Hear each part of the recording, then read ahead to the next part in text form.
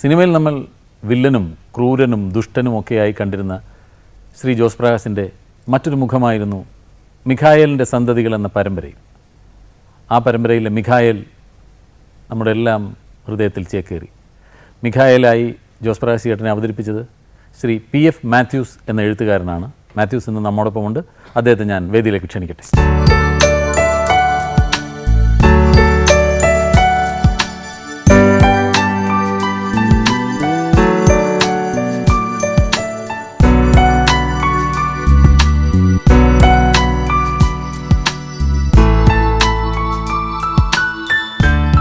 എന്താണ് ഈ മിഖായേലായിട്ട് ജോസ് പ്രകാശ് ചേട്ടനെ തന്നെ സങ്കല്പിക്കാൻ കാരണം?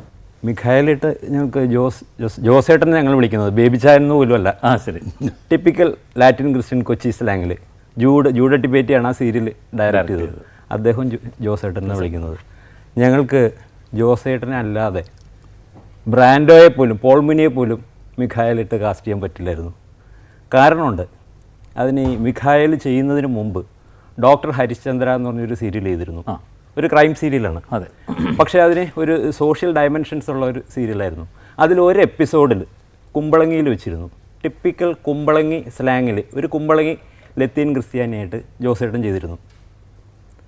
അതൊരു പിശുക്കൻ നസ്രാണിയായിട്ട്, മക്കൾക്ക് 5 പൈസ കൊടുക്കാത്തൊരു നസ്രാണി അസാധ്യമായിട്ട് ചെയ്തു.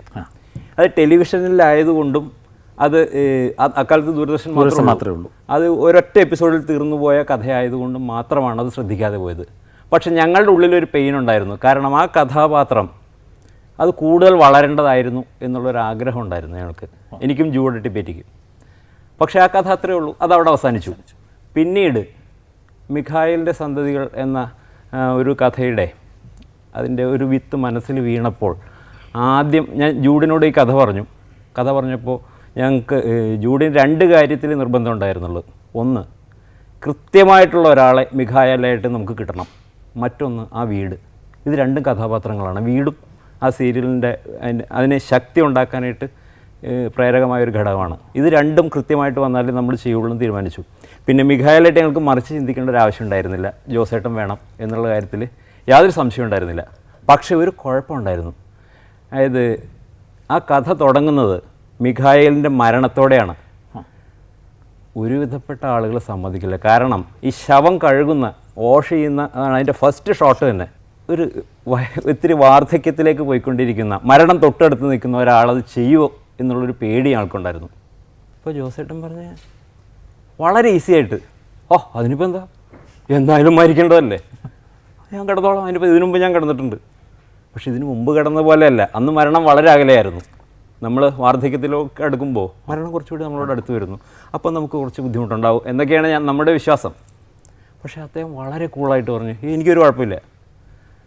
പിന്നെ താടി വളർത്തണം പറഞ്ഞു, അതും വിഷയമല്ല, പക്ഷേ എനിക്ക് കഥ കേൾക്കണം, കഥ തൃപ്തികരമാകണം എന്ന് പറഞ്ഞു. അപ്പോൾ ഇന്നും എവിടെ ചെന്നാലും മിഖായേലിനെ കുറിച്ചാണ് സംസാരിക്കുക. അതിനുശേഷം ഞാൻ ഒരുപാട് സീരിയലുകൾ ചെയ്തതെങ്കിലും ഇന്നും മിഖായേലിനെ കുറിച്ചാണ് പറയുന്നത്. അത് ഏതാണ്ട് ഒരു ഇതിഹാസം പോലെ വളർന്നു എന്ന് ആത്മപ്രശംസയായിട്ട് തോന്നില്ലെങ്കിൽ ഞാൻ പറയട്ടെ. എന്താണ് ഈ മറ്റുള്ള വില്ലൻ ക്യാരക്ടേഴ്സ് അവതരിപ്പിച്ചിരുന്ന ഒരു പ്രത്യേകത തോന്നിയത്? നല്ല നല്ല കഥാപാത്രങ്ങൾ മനസ്സിൽ കിടക്കുന്നത്. ഒരിക്കലും KP കൊട്ടായ്ക്കോട് ലവ് ഇൻ കേരള എന്നൊരു സിനിമ വന്നപ്പോൾ എൻ്റെ ഡയറക്ടർ മിസ്റ്റർ ശിവകുമാർ ഞങ്ങൾ അളിയാളിയെന്ന് വിളിക്കും. ഇങ്ങനൊരു ക്യാരക്ടറുണ്ട്, അസാധ്യ സാധനമാണ്, അളിയത് ചെയ്യാൻ നന്നായിരിക്കുമെന്ന് പറഞ്ഞു. ഞാൻ അങ്ങനത്തെ ഒന്നും ചെയ്തിട്ടില്ലല്ലോ. അതൊന്നും സാരമില്ല, പക്ഷെ ഒറ്റ കാര്യമുണ്ട്, മുട്ടയടിക്കണം കേട്ടോ, തല മുട്ടയടിക്കണം. കാരണം ഈ ക്യാരക്ടറിൻ്റെ പേര് സിൽവർ ഹെഡ് എന്നാണ് എന്ന് പറഞ്ഞു.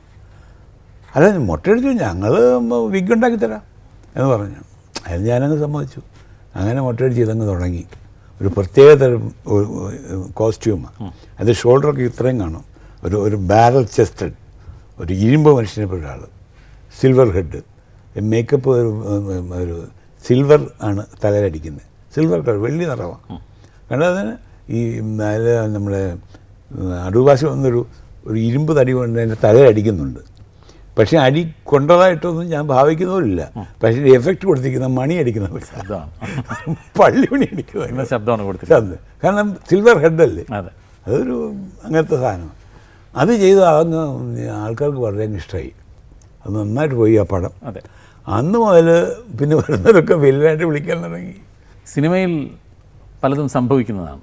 ഹിറ്റുകൾ ഉണ്ടാകുന്നു, നല്ല കഥകൾ ഉണ്ടാകുന്നു, നല്ല സിനിമകൾ ഉണ്ടാകുന്നു, എല്ലാം സംഭവിച്ചു പോകുന്നതാണ്. ചേട്ടൻ പറഞ്ഞതുപോലെ വൈവിധ്യമാർന്ന ഒരുപാട് കഥാപാത്രങ്ങൾ ചെയ്യണമെന്ന് മനസ്സിലാഗ്രഹമുള്ളപ്പോഴും വില്ലനാക്കപ്പെടുകയാണ്, ടൈപ്പ് ചെയ്യപ്പെടുകയാണ്. വൈവിധ്യമാർന്ന കഥാപാത്രങ്ങൾ ചെയ്യാൻ അവസരങ്ങളുണ്ടാകുക എന്ന് പറയുന്നതൊരു ഭാഗ്യമാണ്.